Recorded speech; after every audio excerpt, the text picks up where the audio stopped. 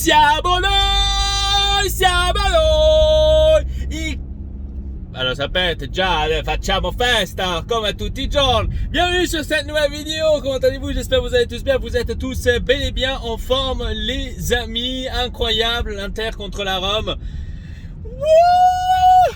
On gagne 3-1, bien évidemment. Hein. Donc, pourquoi on doit perdre contre la petite Rometta? On peut pas perdre, donc bien évidemment. Non, allez, je rigole. Donc, superbe. On va parler tout de suite du match. Après, on va parler du reste, bien évidemment. Alors, superbe première mi-temps, les amis, de la part de l'Inter. La première mi-temps, elle m'a extrêmement plu. La Rome n'avait aucune chance. Hein. La première mi-temps, vraiment hallucinant. Donc, de la part de l'Inter. J'ai bien aimé. Franchement, rien à dire. Dommage pour la blessure d'Alexis Sanchez. Très, très dommage. Bien évidemment, il en voulait plus. On le voyait qu'il voulait plus. Dommage qu'il y a eu cette petite blessure. J'espère que ce n'était pas aussi grave que ça et qu'il va revenir aussi vite pour la fin du championnat. Ensuite, il y a eu le changement avec Lautaro Martinez, donc aussi là le scandale ultime, ce qu'il y a eu donc ce week-end encore une fois avec Lautaro Martinez qui ne l'a pas bien pris quand il a été changé à la 70e minute. Il est rentré, je pense, vers si je me trompe pas, juste avant la mi-temps, donc de la première du premier temps, juste à la première mi-temps, donc juste avant la fin de la première mi-temps, et ensuite il est ressorti à la 70e, il n'était pas content, il s'est plaint, bien évidemment, et Antonio Conte lui a aussi répondu comme il faut. Et ça j'aime bien, ça c'est quelque chose que j'aime bien chez Antonio Conte, que lui il regarde en face personne et qui dit les choses comme en fait il les pense. Hein. C'est pas quelqu'un qui se redit ah ouais mais bon toi t'es Lautaro Martinez, attends je te dis rien. Non, c'est vraiment quelqu'un qui dit les choses comme ils sont, comme il faut être ouais, donc moi j'aime bien, franchement, j'aime bien ce genre d'attitude. Putain. J'aime bien ce genre d'attitude c'est exactement un entraîneur comme ça qu'on en a besoin. Pour moi, les deux, on va dire, ont eu tort, hein, mais plus Lautaro Martinez avoir une réaction pareille, bien évidemment. Et bien sûr, après deuxième mi-temps donc de ce match, j'ai vu un peu plus de Rome, moins d'Inter, mais l'Inter a su concrétiser les occasions mieux que la Rome, et donc on a gagné 3-1. Vraiment,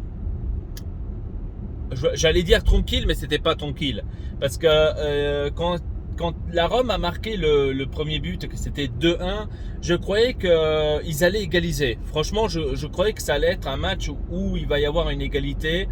Mais bon, après, la Rome a tout misé sur l'attaque, bien évidemment, et c'est exactement ça ce que veut Antonio Conte. Et l'Inter joue le contre-attaque. Vous le savez très très bien, Antonio Conte, son truc, c'est ça, jouer les contre-attaques. Si toi, tu lui sers sur un plat... que toute ton équipe est devant, tu lui sers ça sur un plat, bah, l'équipe va pas attendre longtemps pour en profiter. Et le troisième but, c'était avec une contre-attaque, donc Hakimi et Lukaku. Voilà, donc Lukaku qui a marqué le troisième but. Et c'était fini 3-1. Donc voilà. Et après, les amis, il y a eu le scandale ultime dans les journaux, mais c'était incroyable.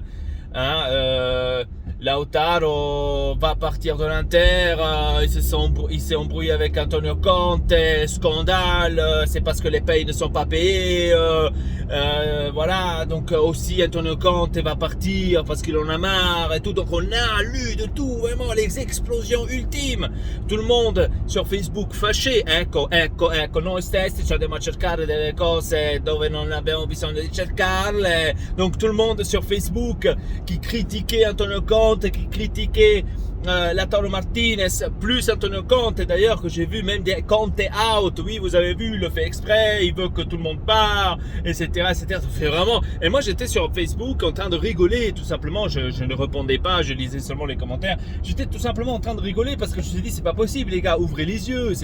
C'est pas l'Inter qu'on a connu toute cette année. Et normalement, les supporters de l'Inter, ceux qui ont suivi l'Inter tout le long de la saison, devraient le savoir que le groupe est uni, que le groupe, voilà, il s'excuse l'un avec l'autre dès qu'il y a quelque chose. Et moi, je le savais. Le jour d'après, il y a eu la nouvelle, donc que Lautaro Martinez s'est tout de suite excusé envers l'entraîneur, envers l'équipe et envers Lele Oriali. Parce que Lele Oriali est allé là-bas, il a dit « Oh, calme-toi, Zé, calme-toi ». Donc, et il s'est tout de suite excusé. Le jour d'après, bien évidemment, Lautaro Martinez a fait une grillade à Appiano Gentile.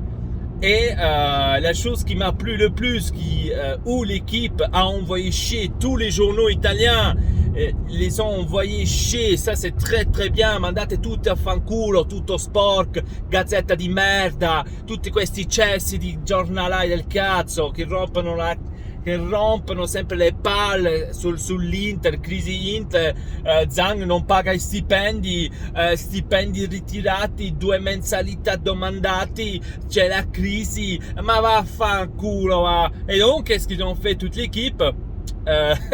Lukaku en tant qu'arbitre, on va dire ça comme ça, dans un match de boxe entre Lautaro et Conte, qui se l'ont pris maintenant à la rigolade, ils se sont même comment dire, pris dans les bras et tout, ils ont rigolé, et donc ça faisait vraiment plaisir. Et c'est ça, envoyer chier les journaux, c'est exactement ça ce qu'on a besoin, tout simplement. Et Antonio Conte, maintenant, à la conférence de presse pour le match contre la Juventus, n'est pas présent. Et c'est exactement comme ça qu'il faut le faire. Toi, tu m'emmerdes, moi je viens pas. Moi je viens pas parler, tout simplement. Parce que c'est très très bien que ces journaux de merde, qu'est-ce qu'ils vont lui demander, hein? Avec Lautaro, vi siete chiariti? Cosa è successo? Perché toutes ces questions à la con. Voilà, là, qu'est-ce qu'il fait Conte? Moi je vais pas. Affanculo, non vengo. Affanculo. Tu metti dei titoli di merda, io non vengo. Et c'est comme ça qu'il faut faire. C'est exactement comme ça qu'il faut réagir. Voilà, comme ça au moins, ils n'ont rien à écrire. Hein? Et c'est exactement comme ça qu'il faut faire. Parce que on en a marre, franchement on en a marre. Nous les supporters de l'Inter, on en a marre de lire. On a lu vraiment maintenant pendant une semaine pratiquement, on a lu que de la merde. Vraiment que de la merde. On a dû lire de tous les sens. Lautaro va partir. Lukaku va partir à Manchester, le reste de l'équipe est en train de réfléchir, Hakimi a déjà signé au Bayern, donc tout le monde va partir. Tout le monde va partir parce que voilà, il n'y a pas de paye, Zhang n'arrive pas à payer les payes, non ça marche pas, tout le monde est en crise, non, ils sont tous embrouillés, ça marche pas, voilà, donc tout le monde part. Donc l'année prochaine on va jouer avec Bonzi et Zio Alcala. Donc pour les journaux, on a déjà fait faillite, donc il n'y a plus personne. Voilà, donc les 250 millions que Zhang a promis qu'il y aura l'accord, donc à ce qui paraît, ça va être maintenant dans la semaine à venir. Donc l'accord des 250 millions avec une banque américaine. Donc il y a peu, là ça va arriver maintenant, soit cette semaine, la semaine prochaine. Donc l'accord pour régler ensuite les choses. Voilà, donc il faut laisser le temps au temps. Mais pour les journaux, c'est crise Inter, l'Inter n'en peut plus, c'est fini. Donc c'est incroyable, vraiment incroyable. Et le pire dans tout ça, c'est qu'il y a des supporters de l'Inter qui croient à ces journaux de merde et qui vont contre l'équipe quand il n'y a rien du tout à aller contre l'équipe et contre la société. C'est ça en plus, le pire dans tout ça, c'est ça.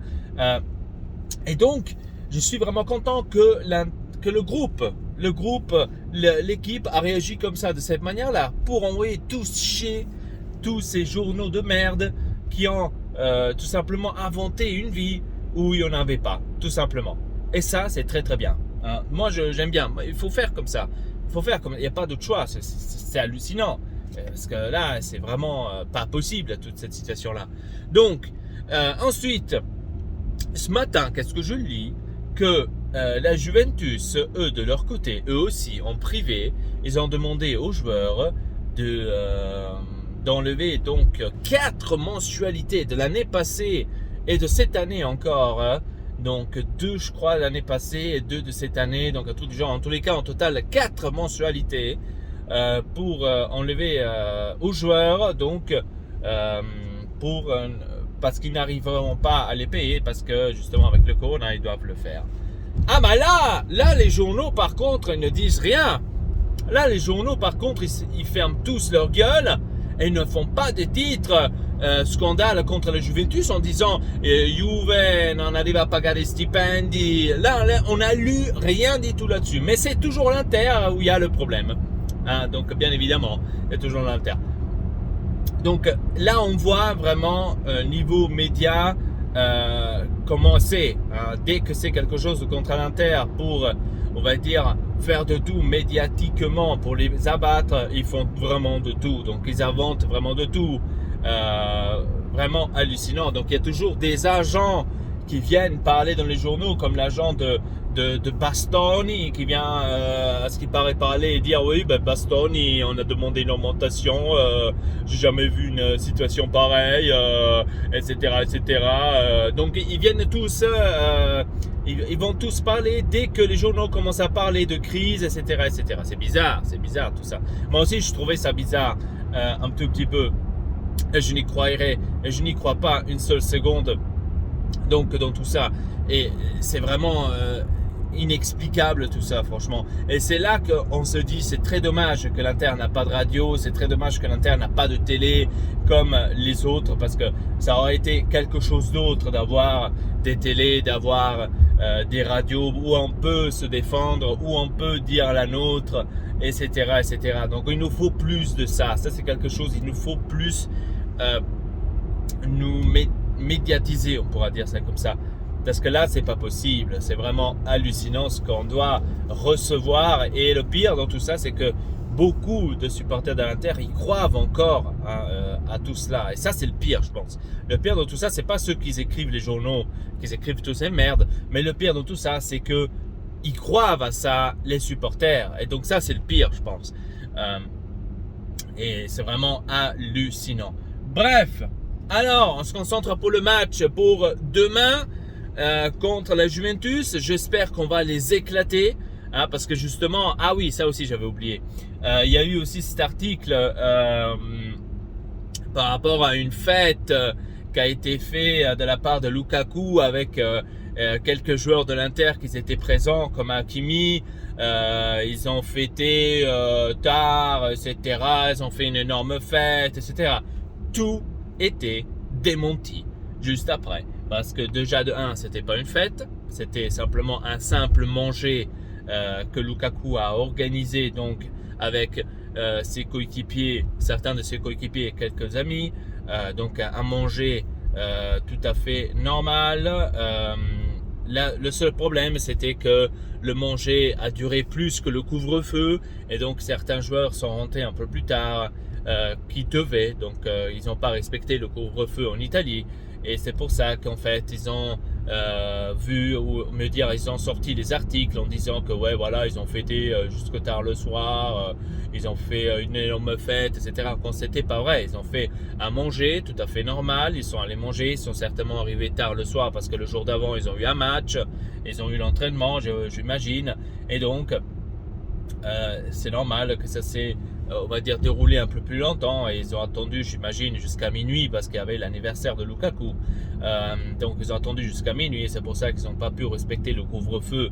Donc c'était à manger, hein, donc tout à fait normal entre eux, mais les journaux l'ont fait passer comme quoi ils étaient dans une maison, ils ont fait la fête comme en discothèque, ils se sont éclatés et que les voisins ils ont réclamé, etc. Donc ils nous ont fait croire, comme dans l'histoire de la Juventus, que d'ailleurs la Juventus l'a fait avec ses joueurs, avec Dybala, etc. Ils nous ont fait croire que l'Inter a fait pareil comme la Juventus. Hein, donc pourquoi ils ont fait ça? Parce qu'ils voulaient que l'Inter allait chez les joueurs comme Lukaku et Hakimi leur dire de ne pas qu'ils sont en fait exclus pour le prochain match et que ils auront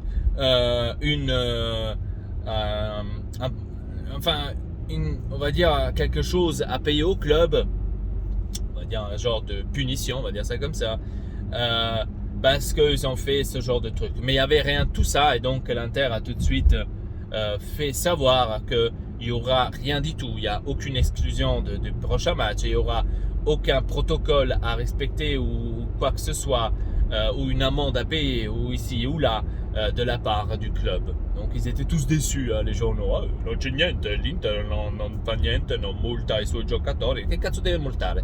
Non hanno fatto un cazzo, che cazzo devono multare? Donc eux, ils ont fait ça, tout ce cirque-là, parce qu'ils ont cru que Lukaku et Hakimi, etc., ils vont pas jouer contre la Juventus. Comme ça, hop, la Juventus passe en Champions League, la chose est faite. Hein, et après, il y aurait l'article, oui, ça c'est parce que l'Inter avait des joueurs dehors, c'est pour ça. Uca, vi vogliamo giù, vi vogliamo all'inferno, banda di merda. Et donc je veux que demain, l'Inter va donner à 2000% sur le terrain, ne lâche rien du tout. Ils doivent les abattre, ces connards, jusqu'ils vont aller en Europa League. Ils doivent les abattre, parce que comme ça, au moins, ils apprendront tous les journaux, tous les bâtards qui écrivaient des trucs sur l'Inter, ils vont apprendre. Et c'est ça que je veux. Et je pense qu'Antonio Conte ne va rien lâcher, de toute façon. Antonio Conte, quand il voit ça, même Marotta, déjà, il y a, avant le match de la Rome, qu'il est intervenu dans une émission italienne où il avait dit moi ça fait plaisir cette année ce qu'on a fait, et en plus ce qui me fait encore plus plaisir de savoir que le destin de ceux de Turin est dans notre main. Donc il a dit ça, on va dire, pratiquement un tout petit peu à la rigolade, mais il avait tout à fait raison, parce que le destin de la Juventus finalement est dans notre main. Et Antonio Conte, quand il voit ça et qu'il dit posso mandare a fanculo Agnelli? Lo faccio subito, Donc pas de souci. Donc Antonio Conte il est prêt, je pense qu'il va charger les joueurs à 2000%, les amis, vous allez voir. Et contre la Juventus, ça va être je pense un match sans unique. En tous les cas, j'espère. J'espère, mais je le sais aussi. Donc, pronostic, j'en fais pas, parce que si je fais des pronostics, après c'est complètement le contraire. Donc, j'en fais pas. J'espère à un beau match. Et j'espère à une victoire de l'Inter. Moi, je fais pas de pronostic. Voilà. Donc sur ce, je vous dis à très bientôt pour une nouvelle vidéo. C'était tout de mon côté. Donc dites-moi dans les commentaires comment vous avez vu comment vous avez vu le match, comment vous avez vu tous ces conneries qu'on a dû lire dans les journaux. Et donc voilà. Sur ce, je vous dis à très bientôt pour une nouvelle vidéo. Votre Elpa, triple peace.